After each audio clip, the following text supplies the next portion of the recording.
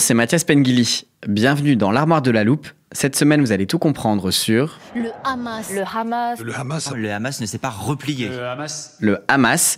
Vous savez sûrement déjà qu'il va être question du conflit au Proche-Orient. Et c'est Hamdam Mostafavi, directrice adjointe de la rédaction de l'Express, qui est en studio pour tout nous expliquer. Bonjour Hamdam. Bonjour. Le Hamas, ce sont ces hommes qu'on a vu attaquer Israël et faire des centaines de morts, notamment des civils, le 7 octobre dernier, tout juste 50 ans après la guerre du Kippour.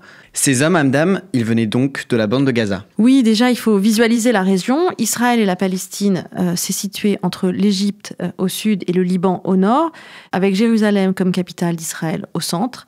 À l'est, on a la Cisjordanie, c'est un peu moins de 6000 km², où vivent 2,8 millions de Palestiniens. Puis au sud, au bord de la mer Méditerranée, on a la bande de Gaza, une enclave de 365 km² où vivent 2 millions de Palestiniens. Et c'est donc à Gaza que le Hamas est implanté. Est-ce que ça veut dire que le Hamas n'est pas présent en Cisjordanie ? Oui, en tout cas, ce n'est pas là. Ils n'ont pas de pouvoir politique en Cisjordanie. Le Hamas, cela signifie mouvement de résistance islamique. Il est né en 87, lors de la première intifada. L'intifada, c'est le soulèvement palestinien qui a eu lieu contre l'occupation israélienne de la Cisjordanie et de la bande de Gaza. C'est un mouvement qui est né en opposition aux autres mouvements palestiniens, notamment l'OLP, l'Organisation de libération de la Palestine, de Yasser Arafat, et son parti politique, le Fatah, qui était considéré comme trop modéré par une partie des Palestiniens et pas assez musulman. Le Hamas a une charte qui date de 1988 et qui a pour programme vraiment la destruction de l'État d'Israël. Cette charte, elle a été légèrement amendée en 2017 pour reconnaître l'idée d'un État palestinien dans les frontières de 1967, mais ça reste au cœur vraiment de l'idéologie du Hamas, de détruire Israël.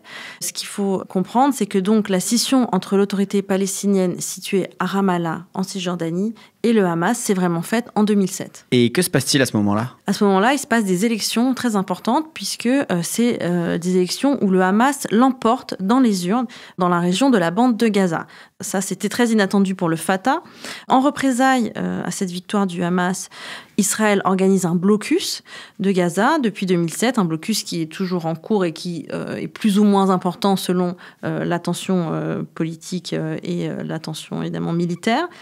La prise de pouvoir du Hamas a été aussi rejetée par le Fatah à Ramallah et par la communauté internationale. Le Hamas est d'ailleurs considéré comme une organisation terroriste par les États-Unis, l'Union européenne, le Canada ou le Japon. Parce qu'on l'a compris, le Hamas, ce n'est pas vraiment un pouvoir politique, ce sont surtout des actions violentes. Oui, le Hamas, il faut comprendre que c'est le bras armé des frères musulmans. Alors, je ne vais pas rentrer dans le détail de ce qu'est le frère musulman, ce sera peut-être l'objet d'une autre armoire, mais en tout cas, il faut comprendre que c'est une organisation pan-islamique qui a vraiment pour but d'islamiser la région, et le Hamas est un pouvoir armé qui en émane en Palestine. Donc, depuis sa création, le Hamas, et c'est à peu près 25 000 combattants, mène régulièrement des attaques à la fois contre les soldats, mais aussi, on l'a vu, contre les civils israéliens.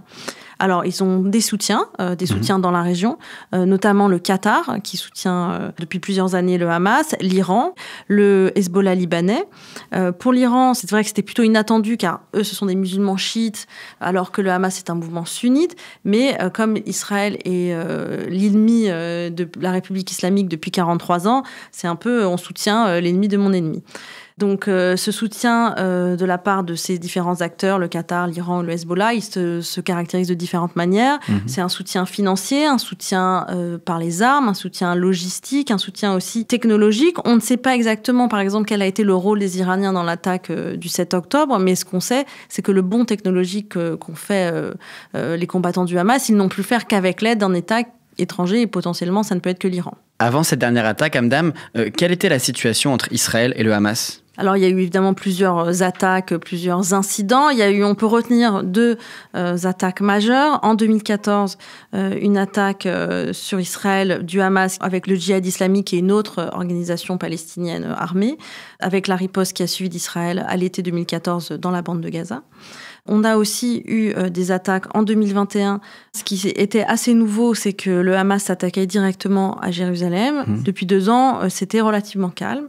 Netanyahou, le premier ministre israélien, avait le sentiment de maintenir une sorte de paix. Il essaie notamment l'aide du Qatar affluer vers la bande de Gaza, alors même que le Qatar et Israël n'ont aucune relation diplomatique, donc c'est assez significatif. Israël a accordé plus de permis de travail pour les Palestiniens.